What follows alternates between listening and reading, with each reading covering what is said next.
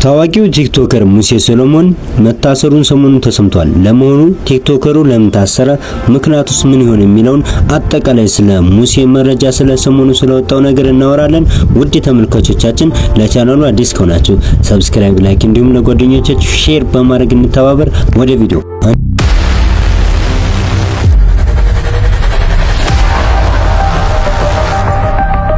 እንደሚታወቀው ብዙ ሰዎች ሙሴ ሰሎሞንን እንደ ታማኝ ዜና ምንጭነት ይጠቀሙታል። ሆኖም ሳለ የሙሴ ሰሎሞን መታሰር ለብዙ ሰዎች ግሬታን ፈጥሯል። 1.9 ሚሊዮን በላይ ተከታይ ያሉት ሙሴ ሰሎሞን ሕግ ስለተላለፈበት ነገር ስለመኖሩ ከሕግ አካላትም ጭምር እየተነገረ ይገኛል። ለመሆኑ ሙሴ የተላለፈው ሕግና የታሰረበት ምክንያት ምንድነው? ሳቢና ከሚባል ድርጅት ጋር በመሆን ሰዎችን በማሳሳትና በማጭበርበር ወይስ ሌላ ያልተነገረ ወንጀል አለ? ሙሴ ለእስር እንዲዳረግስ የከሰሰው ማን ነው የሚለውን ጨምሮ የክሱን ጭብጥ እንዳስሳለን። እንግዲህ በየአመቱ የቲክቶክ ሽልማት በመጣ ቁጥር ከሌላኛው ቲክቶከር ብሩክ ኒውስ ጋር ክርክር የማያጣው ሙሴ ሰሎሞን የሽልማቱን ሁኔታ ወደ ሃይማኖትና ብሽሽቅነት ወይም ወገንተኝነት መሸጋገሩ የሽልማቱን ስነ ስርዓት ቢያጠያይቅም አሁን የሙሴ መታሰር ግን ሽልማቱ ላይ ተጽዕኖ እንደሚፈጥርበት ብዙ ሰዎች እየተናገሩ ይገኛሉ።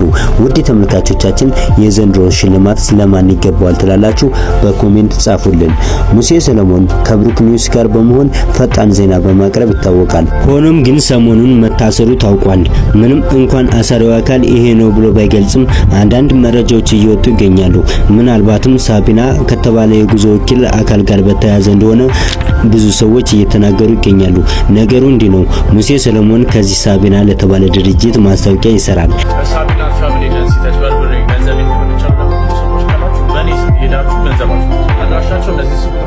ትችላላችሁ። ፕሮሰሳችሁ ከተሳካ ደግሞ ቀሪ ክፍያችሁን ከፍላችሁ ከዚህ ሀገር ትወጣላችሁ። በውጭ ሀገር የስራ እድል ታገኛላችሁ ማለት ነው። ስለዚህ እኔም ፖስት ያደረግላችሁ ሳቢና የሚያቀርብላችሁ የስራ እድል ምንም ማጭበርበር የለውም።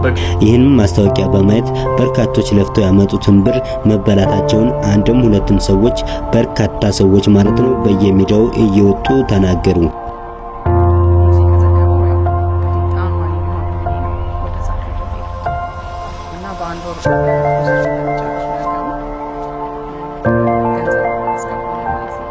እንደሰማችሁት ይቺ ወጣት ሊዲያ ወል ትባላለች።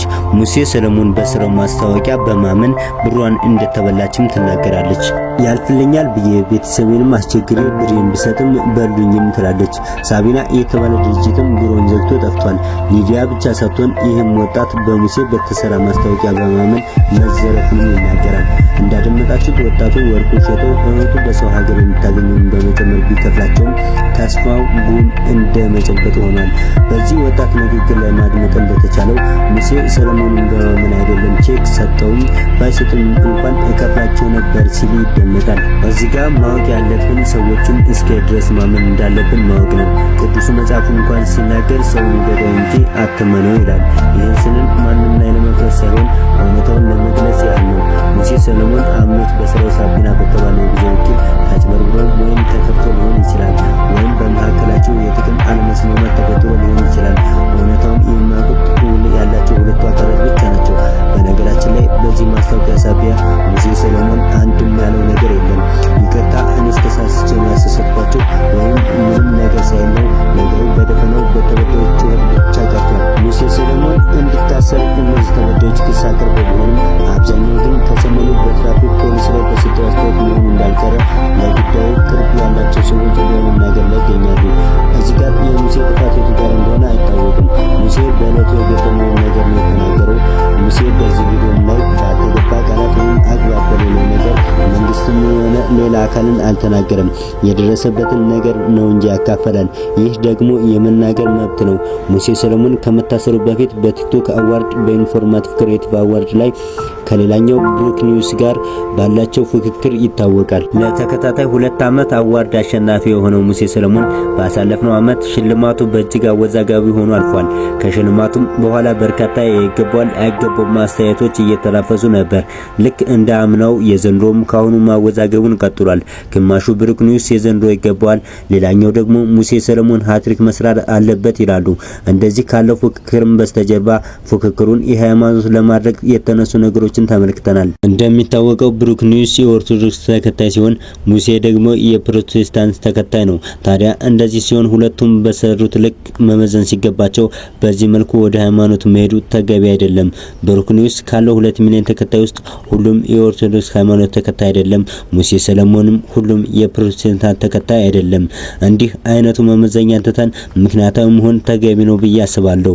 እንዲህና መሰል ተግባራት ላይ ተሰማርተው ህልሞትን ከመበተን ይልቅ አንድም ሁለትም ጊዜ ማሰብን መርጠው ሰውን ሲያምኑ ትክክለኛ ነገርን ማሰብ እንድናዳብር ስንል እንገልጻለን። በሌላ ቪዲዮ እስከምንገናኝ መልካም ህይወት ተመኝንላችሁ።